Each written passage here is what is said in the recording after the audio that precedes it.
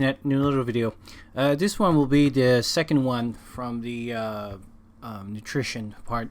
And this is why at the start I say a very brief introduction. I mean, you can almost study a full course at university about that stuff, especially electrolytes. So what I wanted to do is I'm gonna, like I mentioned before, those are the 4 major micronutrient deficiency, and I'm going to refer, and there's going to be a link down, that of a great presentation that I found, and I'll show you how to get it. And basically has a lot of the information and pictures and stuff, so it's a great presentation, so I don't know why I would spend more time about it. The website, when you go to the website, you'll see this thing, and you'll see clinicals, and then under tools, you'll see those 2 presentations: clinical signs of micronutrient deficiency disorder and the overview of micronutrient deficiency disorder. I highly recommend, and clinical indicator reference list as well. I really recommend that you download all those 3 and just watch them. They're great. They're pictures.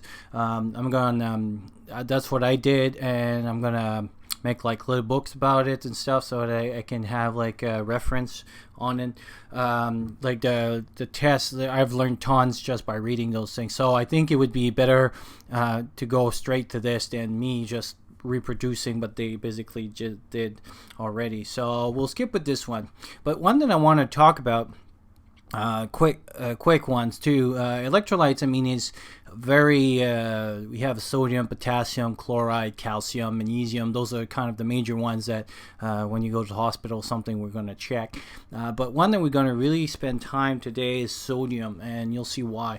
But basically, a definition of electrolytes is they're a substance that becomes ions. So ions means that they becomes charged, either negative or positive, inside the blood, and it creates the homeostasis that we have in our body. So that means like you have to have as much positive as negative, or else you become negative. Or when there's a change, that's what creates, for example, the electricity that goes through our muscles, that goes through our heart and stuff. It's because of that change. A positive goes, and then a negative becomes, and so it becomes more negatives and stuff. So this is why everything that functions in our body is the way it works.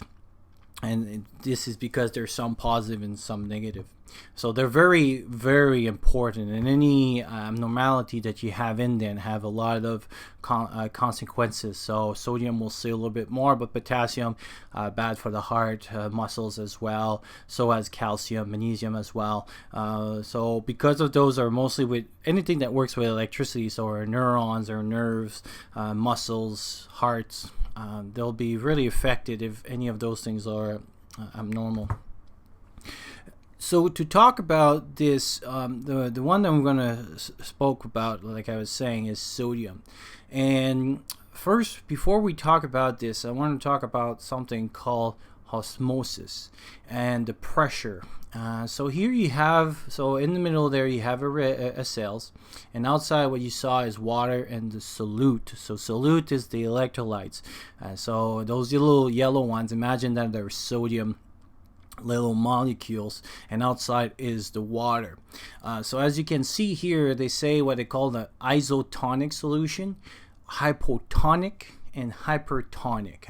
When I mentioned before, a lot of it is Latin, so the tonic is all the same. So that means the tonicity of the water around. Iso means normal, so the same. Hypo means low, and hyper means high, just like hypertension or hypotension.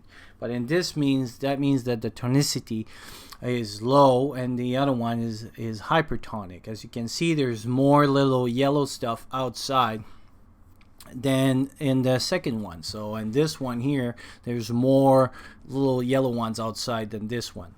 So what happened is that the water will be pulled from the cells outside, and then in this one, because the water is bigger outside than inside, it will go the other way around. Basically what it shows is that B and C always try to create A. So our body always wants to try to go to A, where there's kind of a equilibrium in our body, and this is what they call isotonic. So basically the tonicity should be on both sides. So or in our bloodstream versus our cells, we're always going to try to move fluids, just like in our stomach, in our guts, our fluid will try to go on one side or the other depending of what we have in our body. And so this is what they call osmotic pressure, because on one side you'll pull and the other side you don't. So a lot of time when I talk to nursing students and stuff, what I mention is that game where people tug on the rope. So imagine that in normal you have 4 on each side. On the hypotonic, so if you lose one person on one side will pull more on the other side. So that's pretty much what it is that you're trying to determine where is it pulling more. And it's all about the solute. So if so you see there was less here, so that means if there's less outside, there's more inside. So it doesn't mean there's more inside, like the number of inside. So for example, between example B and C, inside the cells, the concentration of solute could be the same. But what happened is that in C, because everything outside is bigger, is more concentrate, then the water will go out. And so inside here, the water will go inside to recalibrate and try to create an equilibrium. So that was a little bit. And so this is why I'm talking about this, is because salt and water are the two things in our body that follows each other. So where there's more salt, water will go towards. Where there's more, and so the salt pulls the water. So water can go from one side to the other. Salt cannot really go across membranes. But if there's less salt, the water will go the other way around. And when there's more salt, the water goes towards the salt. So the water goes always where there's the most salt. So this is an important part to remember, is that water goes towards salt. And the reason we talk about this is that when we talk about hyponatremia or rehydration, this is an important concept, is to always remember that water goes towards where the salt is. So why were we talking about those two cases?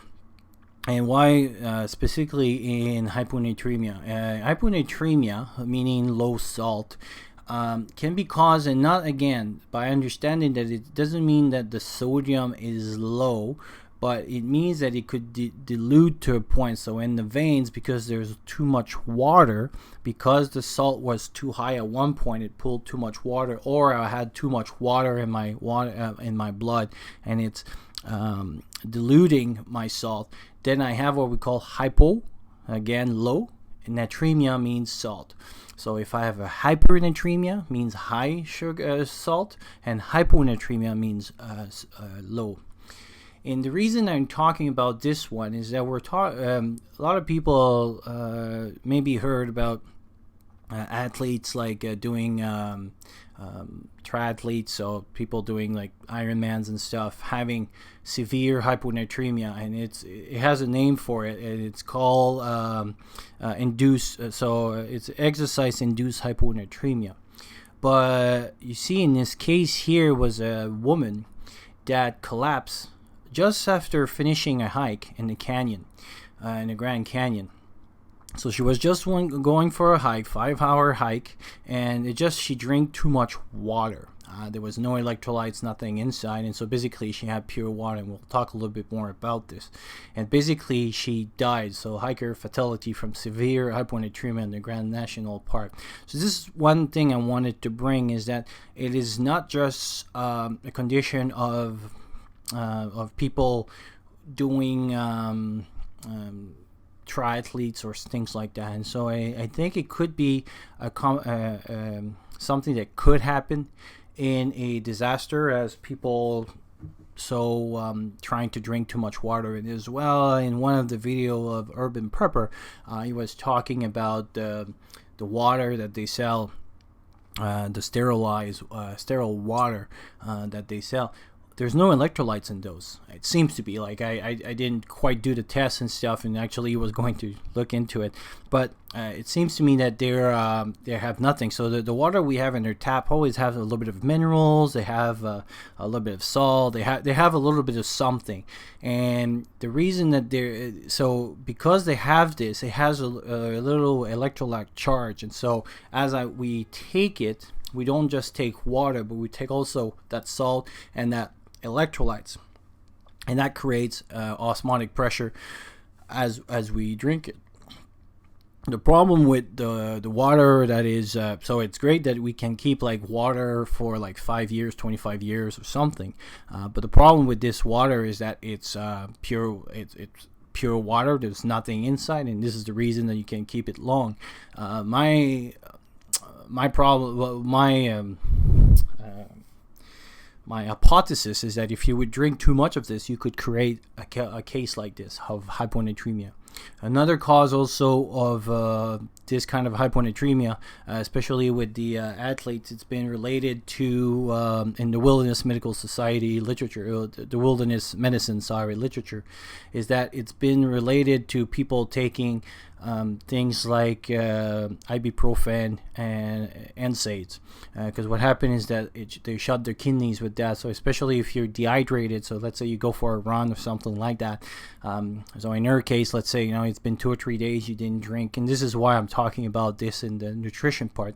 So let's say you've not been drinking for the last 2 or 3 days. You're starting to have pain because you've been carrying your bug out bag, popped up a few ibuprofens and stuff, shut down your kidneys. What happens then is that you cannot eliminate the water that you have, or sometimes the water will shift because the body will try to reestablish what it is, and so sometimes you can have also hyponatremia related to this, especially the induced hyponatremia. That's what it's been related to, either people drinking too much water or people that was dehydrated and then became either drinking too much water after that.